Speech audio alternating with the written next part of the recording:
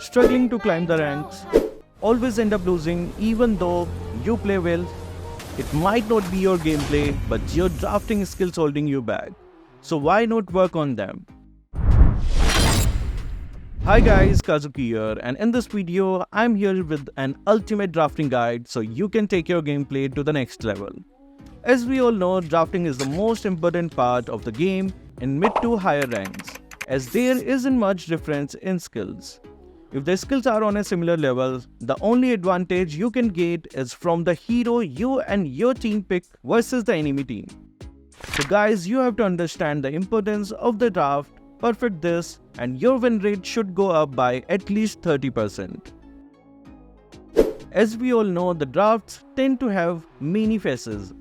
So I would like to divide this video into 6 phases. This way you can have a better understanding of what to do during each phase. The first phase of the draft is the pre-draft phase.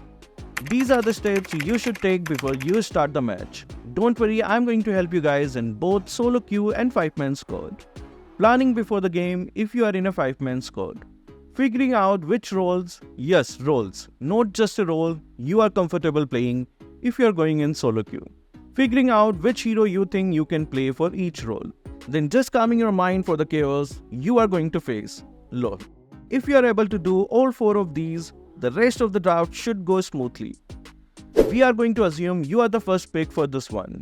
I will tell you what to do when you are not the first pick. And we also assume that you are in every phase and picking the heroes.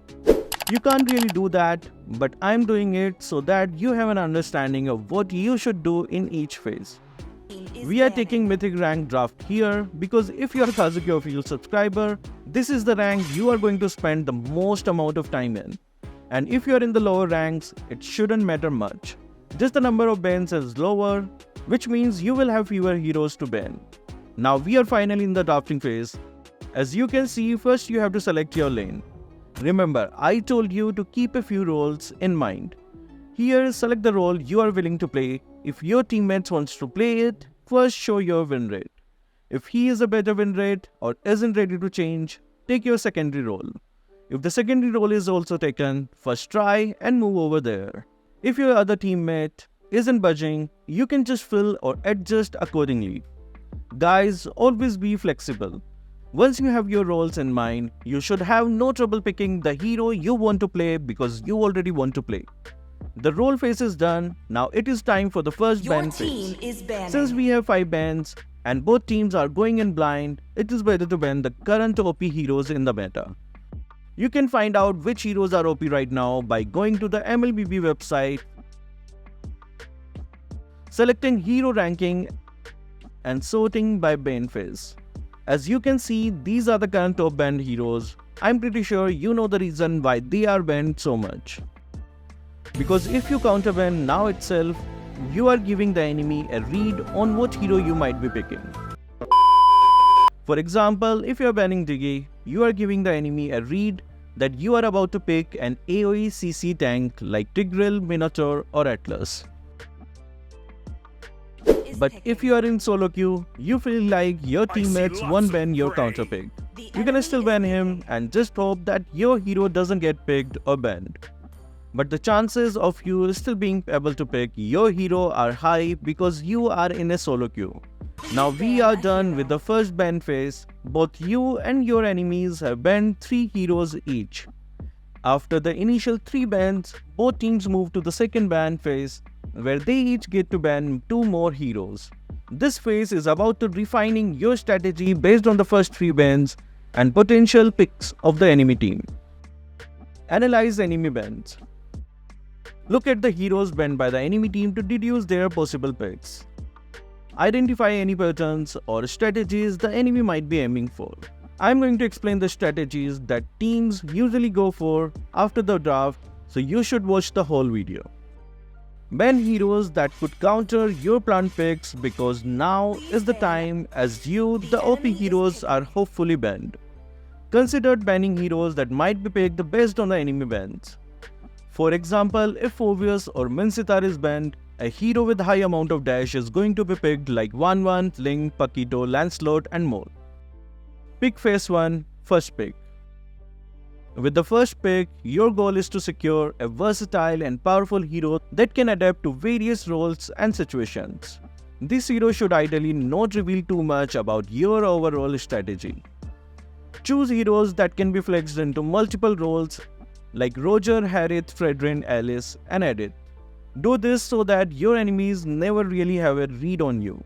Pick heroes that are strong in the current meta and can provide utility to the team. Or just pick up an overpowered meta hero if he or she is left open. And never first pick a jungler or marksman unless they are OP, because it's easy to counter them.